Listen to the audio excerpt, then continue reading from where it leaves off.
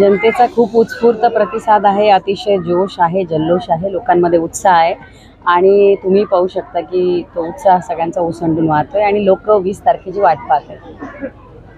महाविकास आघाडीचे सगळेच घटक पक्ष आपल्या सोबत आहेत, ताकद वाढली का? महिला आपल्या प्रचारासाठी उतरल्या काय सांगा? नक्कीच महाविकास आघाडीचे सगळे सहकारी पक्ष, मग भारतीय राष्ट्रीय काँग्रेस असेल, शिवसेना पक्ष आहेच, त्याचबरोबर राष्ट्रवादी असेल, आम आदमी पार्टी आहे, शेतकरी कामगार पक्ष आहे, समाजवादी पक्ष आहे, इतर सगळेच सहकारी पक्ष हे अतिशय ताकदीने बुलढाणा विधानसभेमध्ये निवडणुकीच्या रिंगणामध्ये उतरलेले आहेत। सगळे सोबत आहेत आणि महिला प्रामुख्याने खूप मोठ्या संख्येने आज प्रचारामध्ये उतरलेल्या आहेत। सगळ्यांनी ही निवडणूक आपली निवडणूक आहे, जनतेची निवडणूक आहे, म्हणून जनतेने ही निवडणूक हातामध्ये घेतली। काय आपण भीमनगर या परिसरात फिरलात, इथले जे प्रश्न आहेत ते अजूनही प्रलंबित आहेत, त्यासाठी आपण भविष्यात काय ठरवलंय? नक्कीच मी याआधीही या परिसरामध्ये येऊन गेलेले आहे। त्यापूर्वीही आम्ही जेव्हा महिलांशी बोललो, इथल्या तिथल्या त्यांच्या समस्या जाणून घेतल्या, त्यावेळीही मी त्यांना हा शब्द दिला होता की निश्चितच मला संधी जर मिळाली लोकप्रतिनिधी म्हणून या ठिकाणी, तर या या परिसराचा नक्कीच कायापालट करण्याचा माझा प्रयत्न राहील आणि आजही त्या शब्दांवर मी कायम आहे।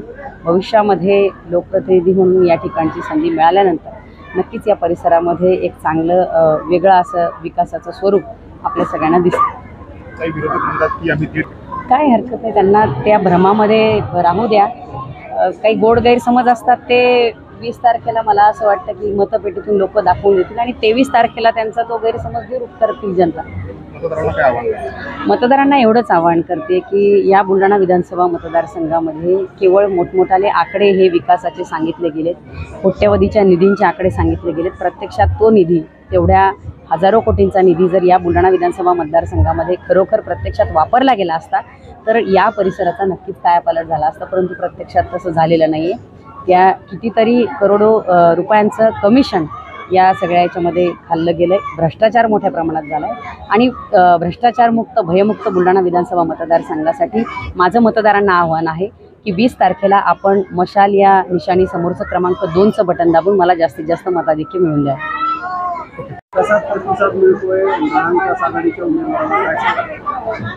महाविकास आघाडीच्या उमेदवाराला जनतेच्या प्रत्येक स्तरातून खूप चांगला प्रतिसाद मिळतो आहे।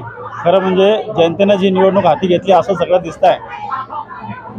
मी खऱ्या अर्थानं महाविकास आघाडीचे आभार या निमित्तानं मानणार आहे की आम्ही मानस फाउंडेशनच्या वतीनं आवाहन केलं होतं की एकल महिलांच्या संदर्भात, विधवा घटस्फोटित महिलांच्या संदर्भात, त्यांच्या समस्या सोडवण्याच्या संदर्भात त्यांनी जाहीरनाम्यामध्ये उल्लेख करावा आणि मला सांगायला आनंद होतो की महाविकास आघाडीने त्यांचा जो जाहीरनामा तयार केला आहे त्या जाहीरनाम्यामध्ये पेज क्रमांक 43वर